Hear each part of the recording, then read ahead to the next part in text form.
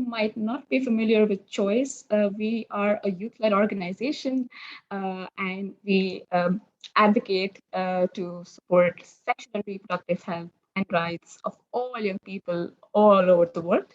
And especially, we want to make sure that young people are involved in all the decisions that are made about their lives, about all their sexual, reproductive, and love lives.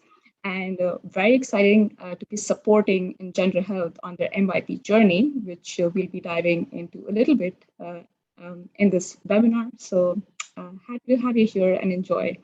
And we also want to get to know you a little bit. So I'll hand it back to Anna. Yes, and we want to get to know who's in the room. Thank you for those who have introduced themselves in the chat.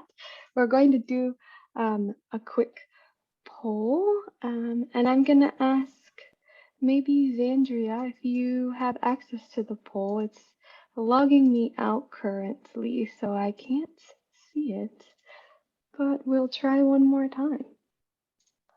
Let's see.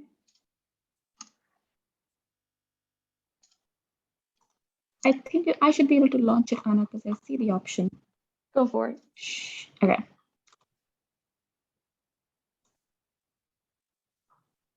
Can you see it on your screens? Yeah, great. There you go. So we'll take just 30 seconds if you could help us fill out the poll, and then we'll get to know who's in the virtual room today.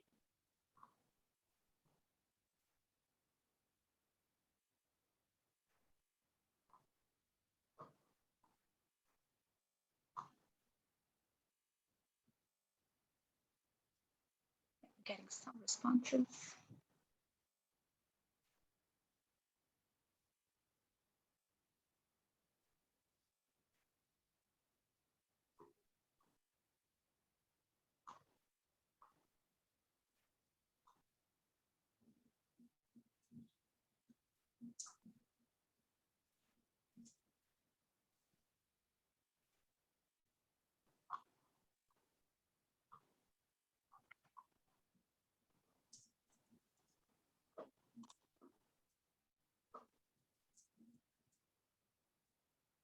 I think we have about 66% of participants who've answered. So I'm gonna go ahead and end the poll and share the results.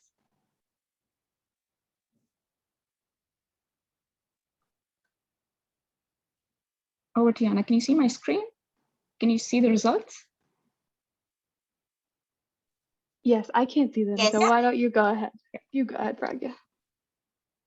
Yeah, as we see, we have participants pouring in from all across the globe, which is really great. We have participants from multiple regions in Africa and Asia, of course, some people, probably a lot of choices from Europe, but also hopefully other colleagues pouring in from Europe, and also, of course, our EngenderHealth colleagues from across the globe. If you see the age range, we have quite some young people amongst us, of course, also some not so young, but of course, young at heart, I'm sure. And of course, we were very curious to see if there were any youth-led networks or organizations versus other non-youth-led but youth-serving organizations amongst us. And we do see that about 68% of the people of the organizations are youth-serving, which is great because this webinar is just for you. It's going to be a very interesting and insightful progress sharing presentation. So I hope you're able to learn a lot. And I see there's some familiarity also with the concept of meaningful youth participation, which we will be talking about a little bit more during this presentation. So that's also great. I'm going to stop sharing and just dive right into it. Great, thank you. And so to formally kick us off today, we are delighted to have Tracy L. Baird, President and CEO of EngenderHealth, here with us today to give us some opening remarks. So without further ado, over to you, Tracy. Thank you so much, Anna and Pragya. And I will represent the young at heart here on the webinar. I started working for an international sexual and reproductive health and rights NGO when I was 24 years old. For years, I was the youngest member of staff, and while I was still in my 20s, I represented the organization at numerous international events. And I remember the first time I was invited to join a meeting in a youth tent. We were in The Hague during a conference celebrating and assessing 5 years of progress on the ICPD agenda. And I declined because I saw my responsibility as engaging with the broader group of NGO representatives at this high-level gathering. So I'll never know what I missed by not joining the other under 30s in that tent, but I did feel that my engagement in that conference and throughout my early professional years really felt meaningful. EngenderHealth invited Choice to work with us on meaningful youth participation because we think MYP is something we should do well. It's important to do well. And I know we can do it better. It's important to do well because adolescents and youth around the world are both the present and the future for our goals contributing to improved sexual and reproductive health and rights and gender equality. We believe the principle of nothing about us without us, and we want to engage meaningfully and sincerely and lightheartedly and young at heart with young people to support them in achieving their own priorities around their health, their rights, and their place in society. We measure our progress each quarter on their potential to be gender and youth transformative, so we can keep improving and we can hold ourselves accountable. So we really believe this is important, and we're working to live into that belief. I also know we can do better because meaningful youth participation and positive youth-adult partnerships are areas that are hard for an adult-led, decades-old organization, no matter how young at heart we are. We have gaps in our practices to ensure that young people participate in decision-making processes and roles across the organization. We don't have as many partner organizations that are youth-led as I would wish to have. And we have systems in place that make partnering with us cumbersome at times for some youth-led organizations. We can see that, we've learned that, and now we can address it. The good news is that with our increased awareness, our broad internal commitment, and improved tools and skills, we can change and we can improve all of these things. So I believe that being on this journey, and it's a journey, is critical because it will lead to better outcomes and impact in our work. It will lead to more diverse and sincere partnerships, and it will lead to an improved and more effective organization. Being a safe and engaging hub for a team of people who are diverse across country of origin, race and ethnicity, religion, education, age, and much more makes us strong and makes EngenderHealth's work better. I appreciate Choice for Youth and Sexuality for being our partner and our guide on this journey. I thank the Hewlett Foundation for supporting this work, and I truly value our global staff for working together to make meaningful youth participation an improved reality in our work and in our organization. I also thank all of you for being on this webinar and joining us today. It's wonderful to have you from all across the globe. I'm going to pass the mic back to Pragya and look forward to the rest of the conversation.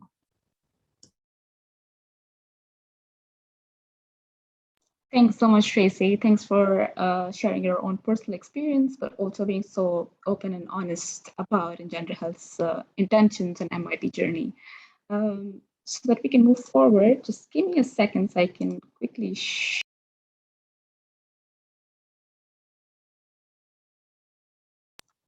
oh, sorry, there you are.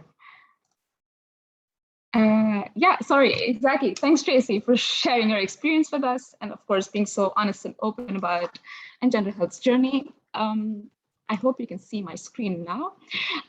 But of course, as Choice, as a young person myself, I think we were really thrilled that EngenderHealth reached out to Choice almost a year ago to ensure that this journey that EngenderHealth is embarking on is not without young people, and that, you know, as we embark on this journey, it's together in an equal partnership with young people, in consultation with young people. And as Choice, I think we're really glad that you know, you picked us to partner with you, and to focus more on how Choice has been supporting EngenderHealth in the journey, but also on what is EngenderHealth doing to integrate meaningful youth participation in their work, I'm going to briefly talk about some key objectives that we've been working on over these past 10 years, and also some key activities on how we've been integrating MYP in our work.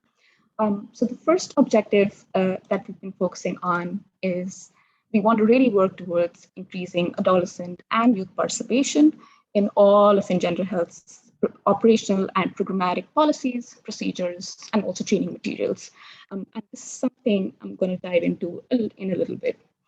A very major objective, apart from integrating youth participation in all of EngenderHealth's operations and programs, is also to ensure that there's a formal accountability mechanism in place that not only measures youth participation and impact, but it also operationalizes a meaningful youth participation in all of EngenderHealth's work. So it's not just a standalone policy on paper, but it's something that we can really put into practice.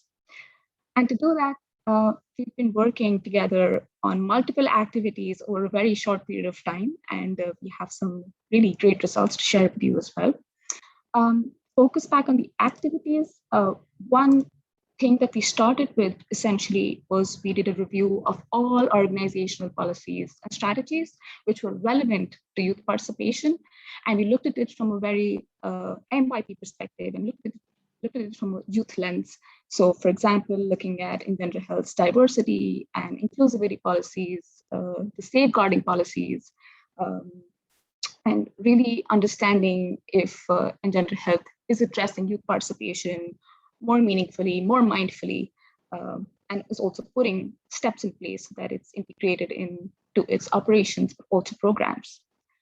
Another thing that we've been doing is also we want to assess the current status of meaningful youth participation in EngenderHealth. Of course, you cannot embark on a journey without first figuring out where you are presently. And for that, we did a baseline assessment with diverse staff members within EngenderHealth. This included young staff under the age of 30 years old. We also conducted focus group discussions with country staff based in country offices in India, in multiple countries in Africa. But we also interviewed operational staff, such as the communications team, the business development team, the financial team, and also engaged the executive leadership in this process. Of course, meaningful youth participation is something that not a lot of organizations are aware of, and it's very important that we build that information and knowledge on meaningful youth participation within each organization. And for that, we also conducted virtual MYP trainings with relevant staff members and co-created action plans, which resulted in very specific recommendations on how each department and each team could integrate MYP further in their work. And these are some recommendations that we'll also share with you in a bit. Apart from that, of course, like we said, one other objective was to monitor the impact of youth participation within the organization. And so we also made some very specific indicators so that EngenderHealth can track youth participation, not only in its organization or at the operational level, but also include indicators at the programmatic level, especially programs that directly work with adolescents and young people. And lastly, this has been a very unique partnership in a sense that such a pivotal partnership perhaps doesn't exist anywhere else, or something that we're not at least aware of. And so we want to make sure that all of these experiences and the lessons that we've learned over these past 10 months, we're also able to share both internally within the Choice and EngenderHealth team, but also externally with key stakeholders and donors and other youth serving organizations that want to integrate meaningful youth participation in their work. So that was a very brief introduction to all the effort and the many activities that we've done so far. And I'm going to hand over back to Anna so that she can take us through some very key recommendations that have come out of this process. Thank you, Pragya. And you can click on the first one, please.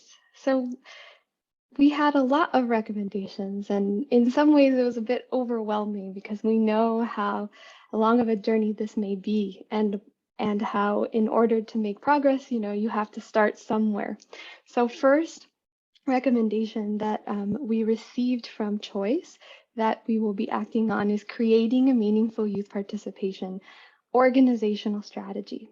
We have made steps towards adopting the flower of youth participation, but we haven't yet formalized that process. And we believe that formalizing that process will be done best if it's a consultative process with young people that work at EngenderHealth to develop a joint organizational roadmap of where we want to go that builds from the work that we've done in the last 10 months, but goes beyond that and really supports everyone in creating that shared vision.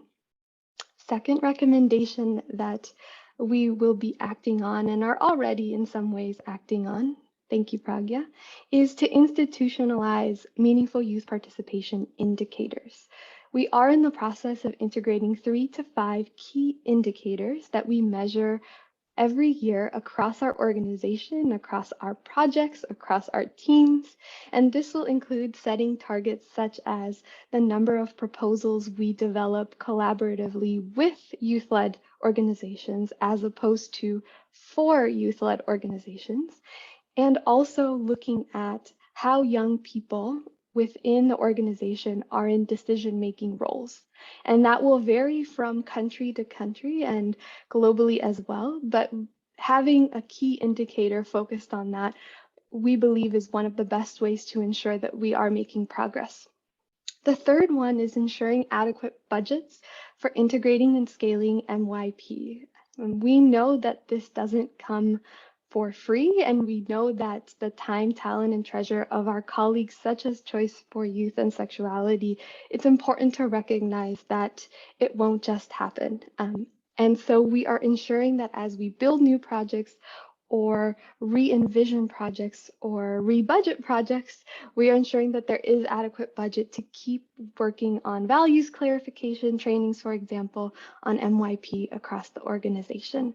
And for this, I really want to highlight that we've created a small working group now across the organization who you'll hear from in just a few minutes of what we call meaningful youth participation doers. And these are our colleagues who are going to be leading by example and together training and supporting so that it's a team effort and not down to 1 or 2 individuals who are really excited about this work. And finally, maybe one of the most important pieces that Tracy talked about in her opening remarks is reviewing subcontracting mechanisms, the tools we have, the agreements that we sign, and making changes to them as we can to make it easier and less cumbersome to subcontract with youth-led organizations. We know that that is a sticking point in many of our conversations with youth-led networks, and that is what we will be acting on. So that is the organizational structure, but I really want to pass it off to, I call the MYP or Meaningful Youth Participation Doer team.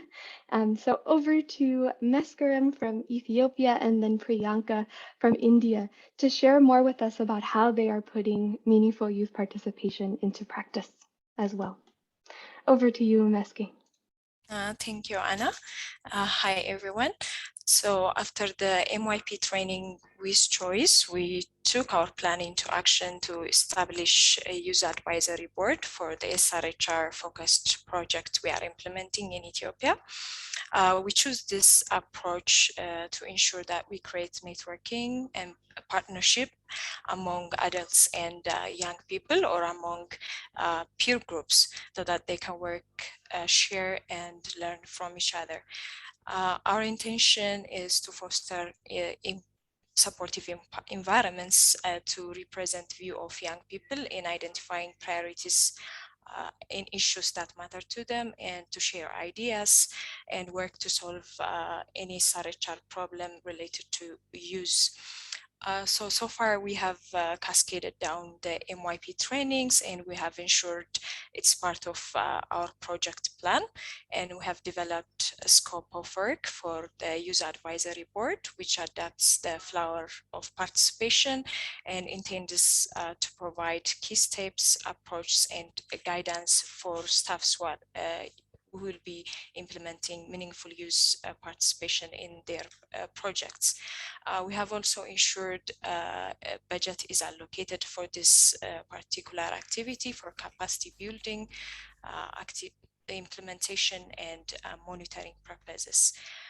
We have already finalized the recruitment process, which was through peer-to-peer recruitment supported by social media and other channels to ensure that youth have access to the information, and we have ensured there is equal representation within the members.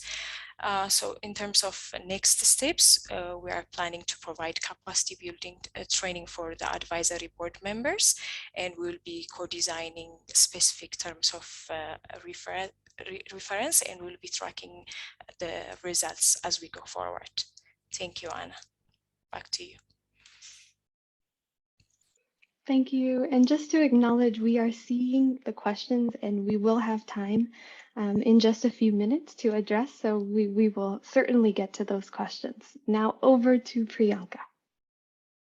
Thank you, Anna. Thank you so much, everybody, for being here. And as Anna said, we kind of at EngenderHealth have been now, we always keep on saying walking the talk on MYP. So on those lines, we right now are also doing a youth engaged and youth led project in response to the COVID pandemic in India. We all know that the COVID pandemic, it had crippling effects on the lives of people, especially with young people.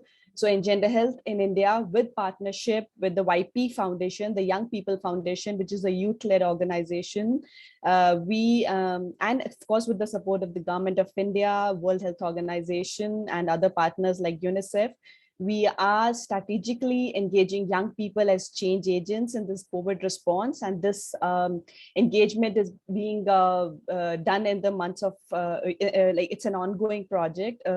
Like there'll be real active engagement in August and September. The focus is on 11 states in India, which was selected based on the existing COVID burden and the presence of youth networks. So we call it I am the change today and tomorrow, youth-driven, youth-engaged, completely youth-driven and youth-engaged approach. Where young people are engaged at all levels. We have engaged 7 youth advisors who are young people from all backgrounds. So this was one of the first steps that we did while initiating the project. Then we onboarded a gender balanced group of about 600 young champions across 115 districts, ensuring like both an urban and rural representation in all the 11 states of India. And I would also like to say that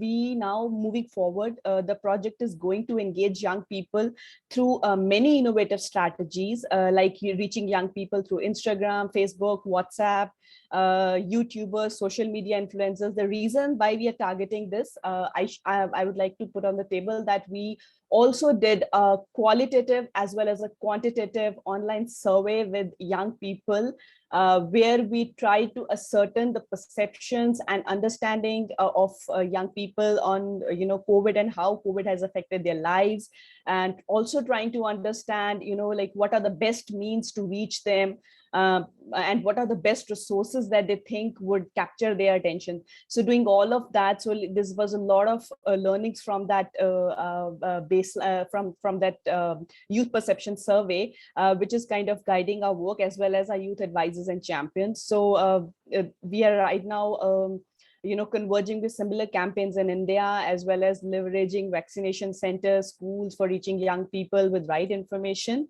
Our goal is to reach 1 million young people in the next 2 to 3 months. And I'm sure this is going to be a game changer in the context of India, with right now with the COVID pandemic still really still affecting the lives of people. And we really hope that through this initiative, we are able to expand longer term funding and being able to showcase the power of young people to create responses for issues that affect their own health. So thank you so much. Over to you, Anna. Thank you, Priyanka. And we are going to pause here for some questions that have come from the chat, and then we have a very small group exercise for everyone to participate. So I can start with one of the questions, which was from, I believe, Emily, about what are we considering in the selection of the indicators and speaking more to the quality of engagement? And that's a really great question because we have been thinking about this for some months now, and we are at a point where we believe meaningful youth participation will require over time an organizational culture shift. And so to do that, we are coming up with indicators that sort of speak to that process, and quality of engagement is part of, I think, that organizational shift, moving from representation only to quality and meaningful participation and leadership.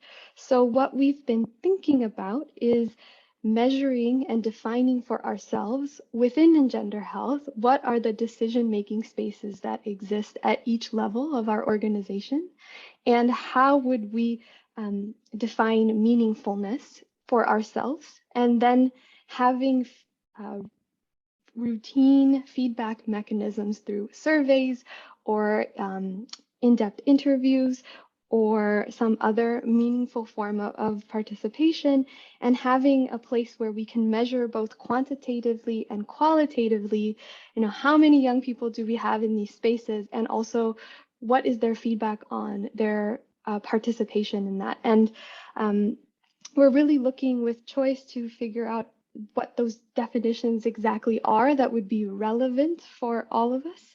And then on the other side, we are wanting to measure the different forms of meaningful youth participation across our programming and the preconditions and the routes, as we call them, or Choice calls them, for meaningful youth participation to happen, to be able to flourish. So we want to measure across our programs and our operations what forms of MYP are we implementing, and are the preconditions for those met? And again, through surveys, through qualitative and quantitative likely instruments to do this work with our impact research and evaluation team. And I think the emphasis for us is we believe that everyone is on this path and this journey, and there is no one perfect or one right way to do meaningful youth participation.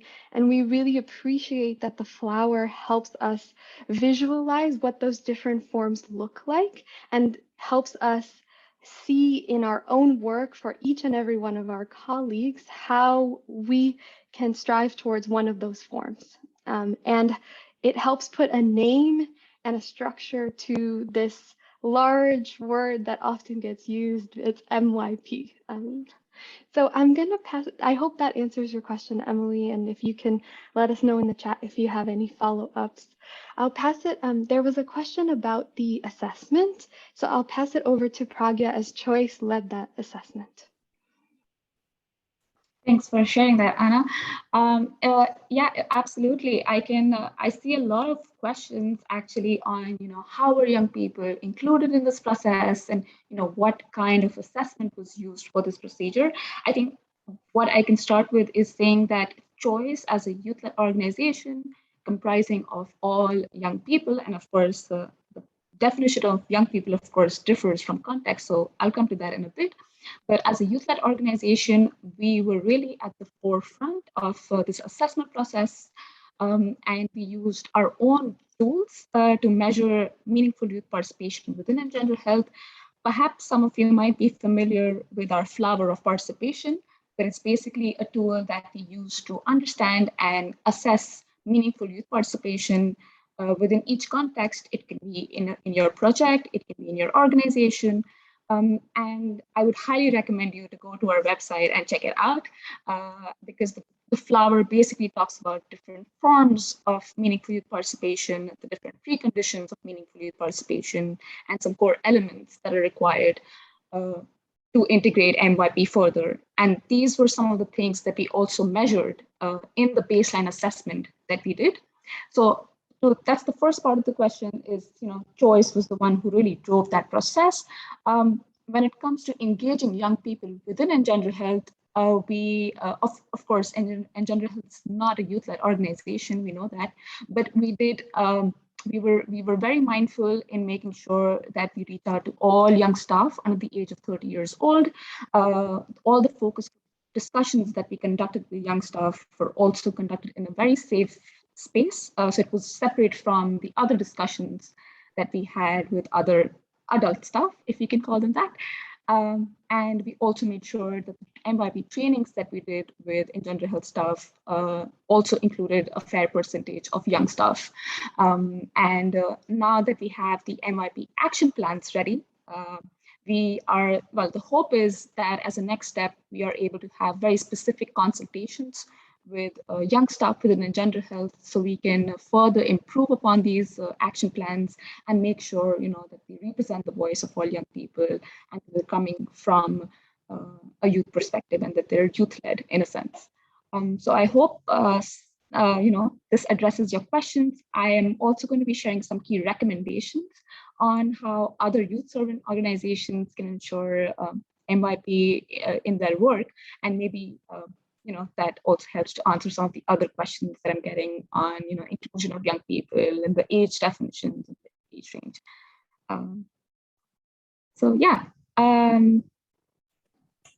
I am now going to, I don't know if you want to take some more questions. We also have some time at the end of the presentation, but I think we can go back and share some key recommendations in the meanwhile. All right, like I said, here, I'm going to share some general recommendations for all youth-serving organizations. Of course, some of the recommendations that Anna shared that were specific to EngenderHealth can also be applied to your organization. I think this is something we say time and time again. MYP can never be like a one-size-fits-all approach. You really need to put it in the context that you're working on. It also sometimes depends on the ambition of your organization and the structure of your organization, perhaps.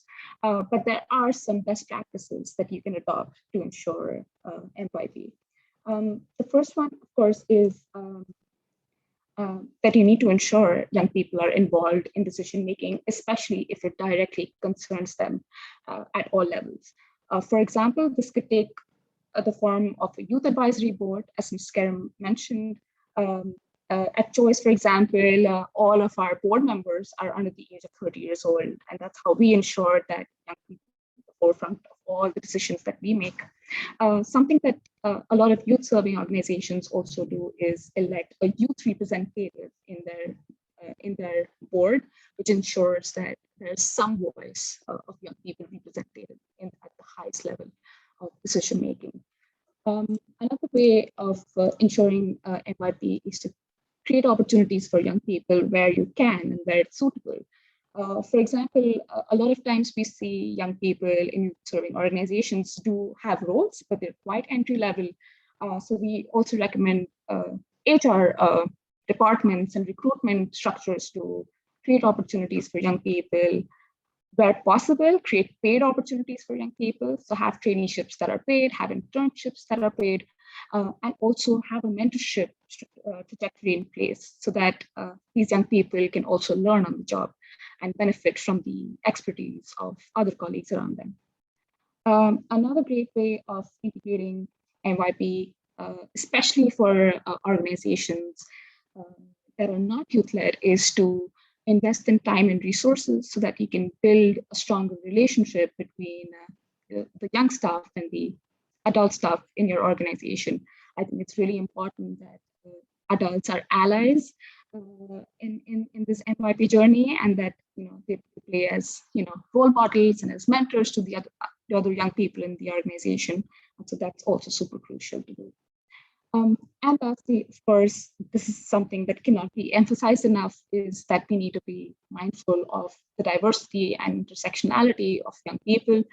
And we should always try and create strategies and take approaches that are inclusive of the diversity of young people and meet their needs. Of course, This recommendation list is quite exhaustive. You can also read more on these recommendations of the baseline that Anna shared. But of course, over this past year, we have learned a lot of lessons. We've been through this very unique experience together. And so this is also something we'd like to take a moment to shed some light on. And I'll start, and then Anna can definitely jump in to speak from the EngenderHealth experience.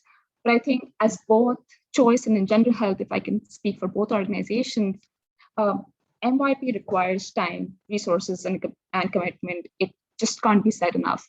For EngenderHealth, we're still kind of starting on this journey where we've taken these first steps, but this is definitely not the end of it. We definitely want to make sure that all the outcomes and the results of this partnership so far are not lost. And we want to make sure that now that the steps that we've taken at the operational level are also scaled up further to the programmatic level, so that we can, work more on MYP within EngenderHealth programs as well. And of course, that means more commitment from the board, the executive staff, all programmatic staff, but also time and resources.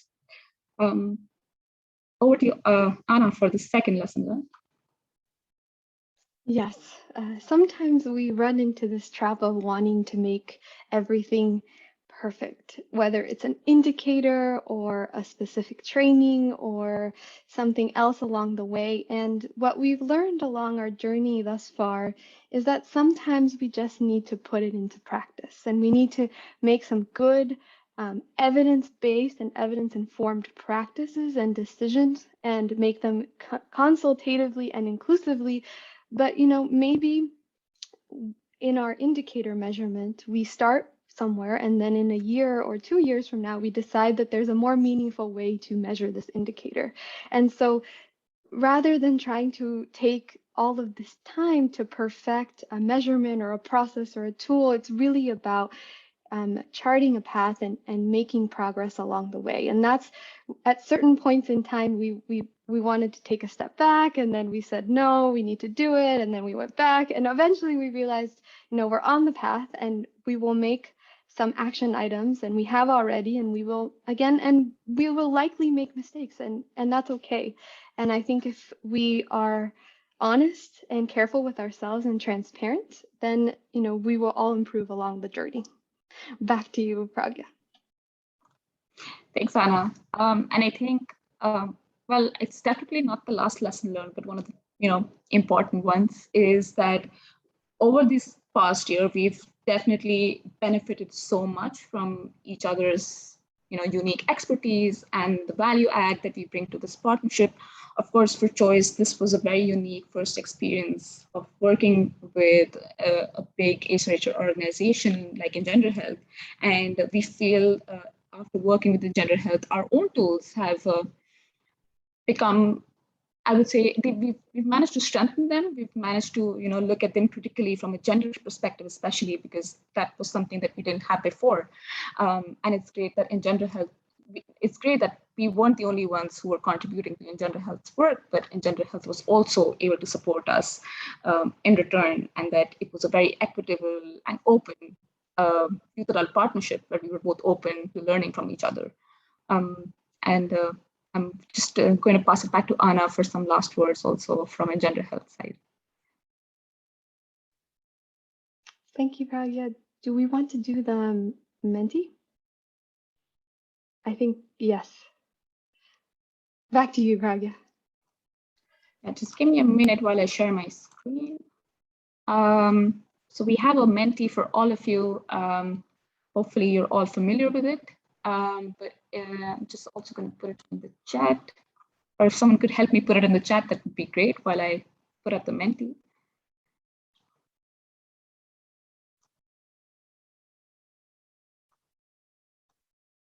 So basically, to get the conversation going, we have a few questions, both for youth adult or youth-led organizations and also youth-serving organizations. And one of the first questions that we have for you are, apart from the recommendations that we've already mentioned, what are other recommendations that you as youth-led organization would have for other youth-serving organizations when it comes to integrating MYP in their work? And for that, of course, we'd request you go to menti.com and use the code 9448041. And we'll take just a few moments so that you can all log in your answers.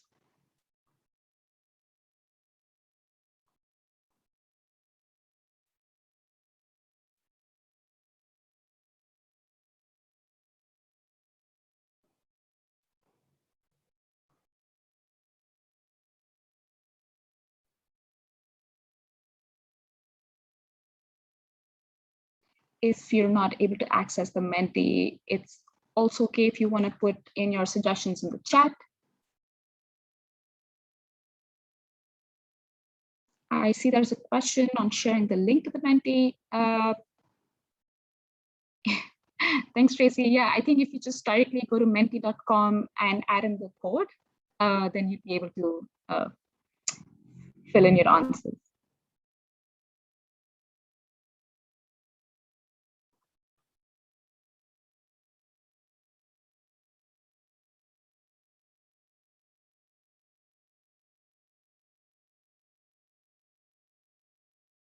If you're having some trouble using Menti, I welcome you all to put your answers in the chat. I think that's also completely fine.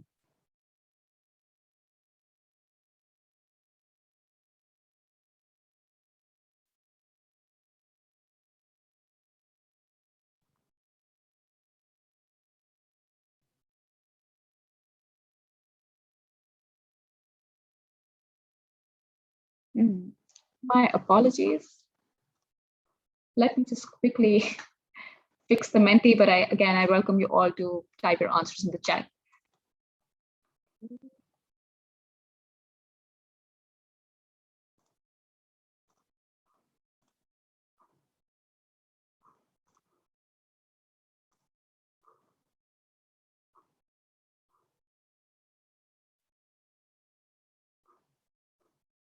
I hope you should be able to access the Menti now. No, apparently the Menti is not working, unfortunately, but again, I welcome all of you to put your answers in the chat. Oh, it works now, great.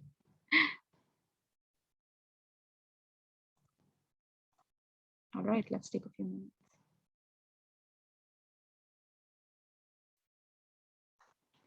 All right. So again, a question for youth-led organizations, but if you're a youth-serving organization and you have any recommendations from your experience working with youth-led organizations, that's also completely welcome. Yeah, all right, so the first recommendation is just start. Any step forward is important. I think that's definitely one of the key lessons that we've learned ourselves. It's important to just begin, because that itself sometimes takes a lot of effort. Be open and take the first step. Create a culture of no stupid questions. I cannot agree with that more. Be and remain flexible and agile along the process. Absolutely, especially when you're working with youth-led organizations, I think it's important to be flexible, because sometimes youth-led organizations are still figuring out the process. They need all the support that you can offer them. And so it's important to, be open and flexible when working with YLOs. All right, I see a lot of great recommendations coming in, also some in French. Yeah, maybe you could share your screen. I think we have 2 requests in the chat, if you could share. Oh, I'm so sorry. I'm sorry, I'm just juggling my Thank you.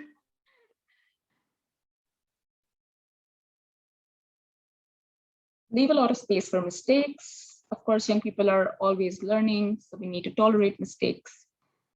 Be open and willing to admit when things are not going well.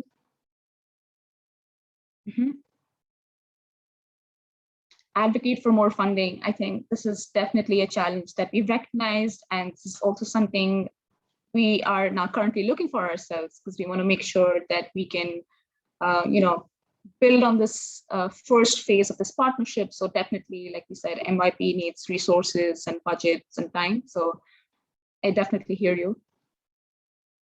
Be willing to listen and provide safe spaces. Capacity building should be done on a continuous basis. Absolutely. and be more open to change and corrections. It's a learning process. All right.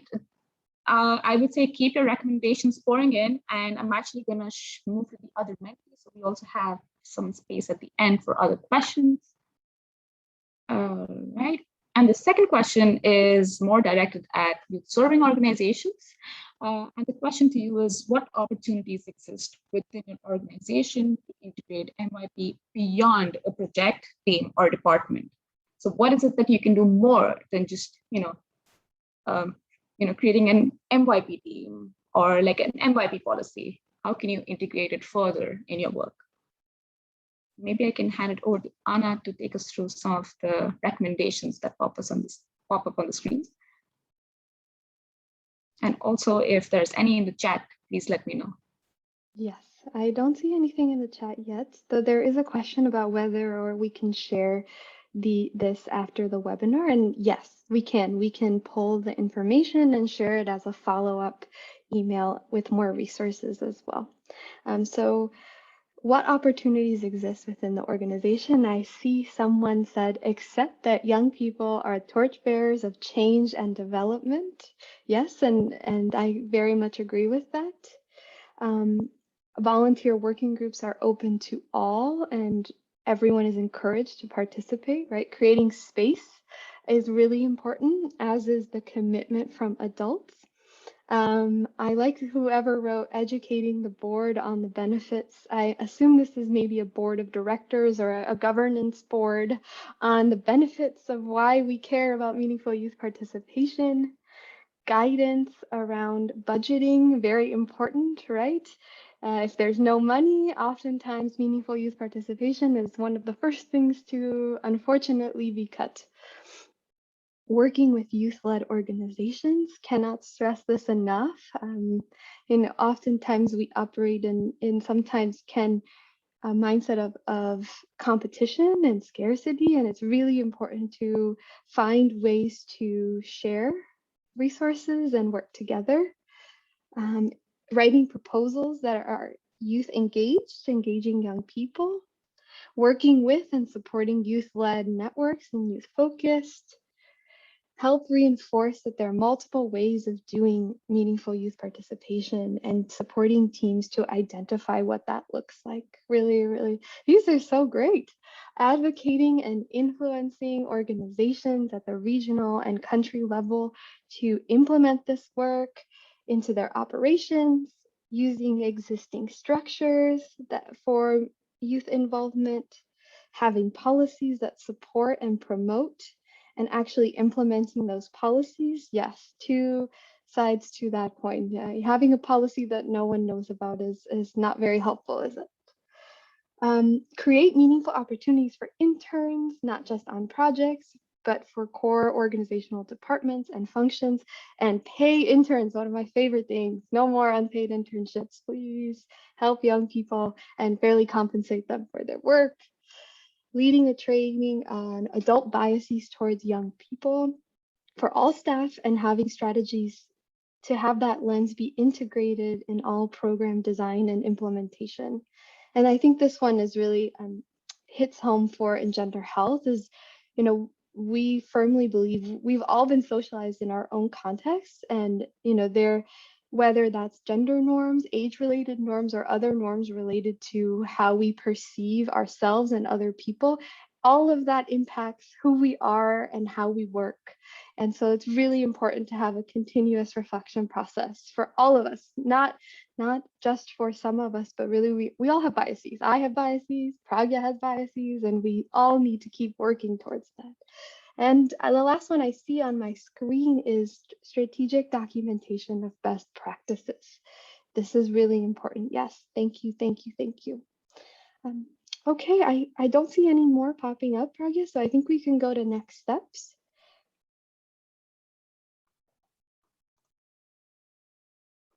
Yeah, I think, that was it for the presentation. Go ahead, Anna. Great, thank you, thank you. So we're really excited that you took the time of a very busy week celebrating International Youth Day.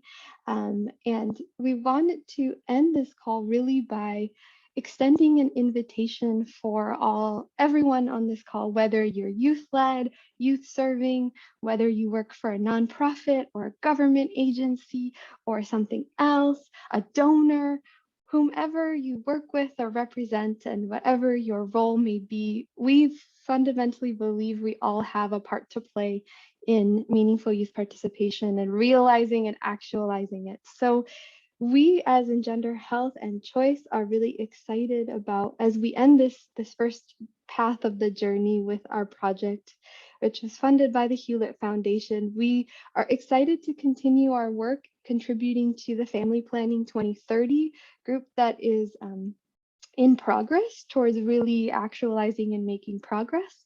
So we are excited about contributing to that, and we'll continue to do that. And if you haven't checked them out yet, please feel free to be in touch, and we're happy to connect you with our SP 2030 colleagues as we're all in this together. And second, we wanted to raise an invitation, really an open invitation for more reflection opportunities if that is of interest to you. We know that no one's perfect. We know that we're all trying different things. So if it would be of interest to you to perhaps meet with us and other like-minded colleagues and organizations who are on this journey and their own journey, we are happy to put together some kind of reflection group, and we're not yet sure what it could look like. But if you're interested in signing up and continuing to stay engaged in this work, as we continue our journey and you continue yours, feel free to use the Google Docs link that I just put in the chat box and put your information, and we'd be happy to reach out to you. And I see Emily has written, if you're leading an organization, consider integrating MYP into your staff's job description, training them on how to do this, and then the performance review. Yeah. Great, then thank you, Amy. I see your note. Yes, talk more about the variety of options that exist. Yes, I think that's a great point, and we'd be happy to follow up with you, Amy, offline. And as we close out, really any last minute reflections from our fellow panelists and colleagues, or anyone who would like to say anything, feel free to just unmute.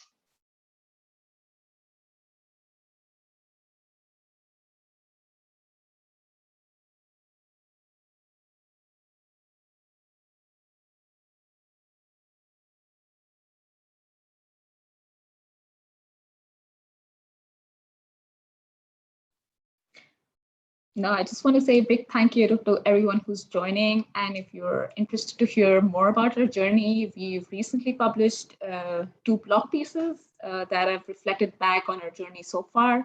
And that could also give you an opportunity to dive into some other specific recommendations that we have for EngenderHealth, but also for all youth serving organizations. But if you feel that we missed out on something, or if you have more recommendations for us, please do feel free to reach out to us. I think both as Choice and EngenderHealth, we'd love to hear more from you as well. And yeah, it's always great to be engaging on this platform together and learn from each other, both as young people and as youth-led organizations. So yes, your feedback is very welcome.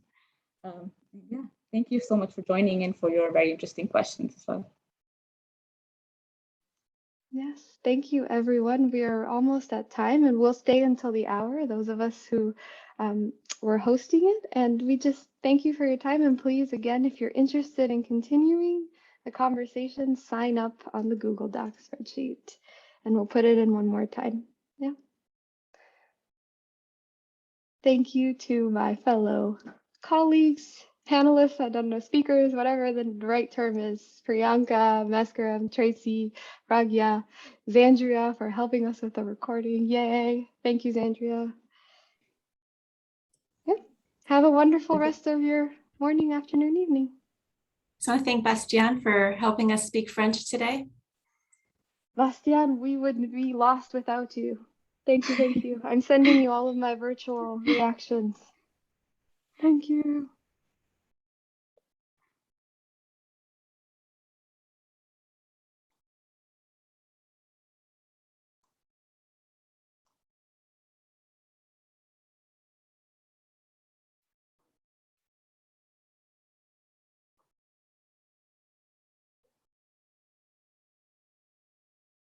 I see people are already signing up in the Google Sheet, which is great.